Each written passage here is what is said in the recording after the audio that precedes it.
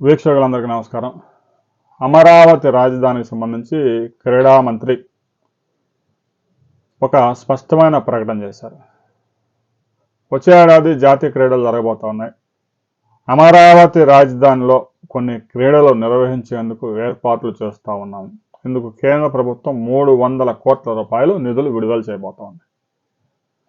జాతీయ క్రీడలకి ప్రతి జాతీయ క్రీడకి దాదాపు 12,000 కోట్ల రూపాయలు వ్యయం చేస్తూ ఉంటారు. అందులో దాదాపుగా ఒక 8,000 కోట్ల రూపాయల మౌలిక సదుపాయాల అభివృద్ధికి ఖర్చు అవుతుంది. స్టేడియాలు నిర్మించాల్సి ఉంటుంది కాబట్టి.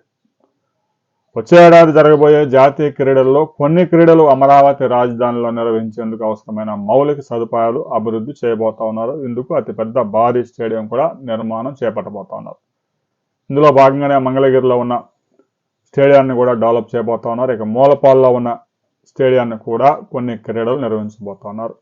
అమరావతిలో స్పోర్ట్స్ సిటీ రాబోతా ఉంది. తాజాగా అమరావతి ఫేజ్ 2 కింద ఏదైతే 7 గ్రామాల్లో భూసేకరణ చేస్తున్నారో ఆ ప్రాంతాల్లో క్రీడా నగరం నిర్మించబోతా ఉన్నారు. ఇందుకు కేంద్ర ప్రభుత్వం జాతీయ క్రీడల నిర్వహణలో భాగంగా నిధులు కేటాయించబోతోంది.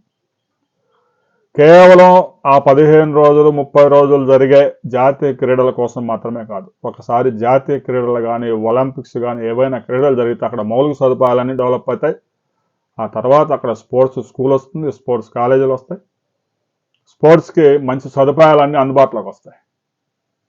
అందువల్ల కేంద్ర ప్రభుత్వ నిధులతో అమరావతి రాజధానిలో క్రీడా విలేజ్ రాబోతా ఉంది. అది ఏ ప్రాంతంలో రాబోతా ఉందో అనే దానికి సంబంధించి ఏదైతే ఫేజ్ 2 7 గ్రామాల్లో దానికి సంబంధించి రాష్ట్ర ప్రభుత్వం ఒక ప్రకటన చేయాల్సి ఉంది. ఆ ప్రకటన చేసిన తర్వాత మరిన్ని వివరాలతో మరో వీడియోలో మనం కలుసుకుందాం.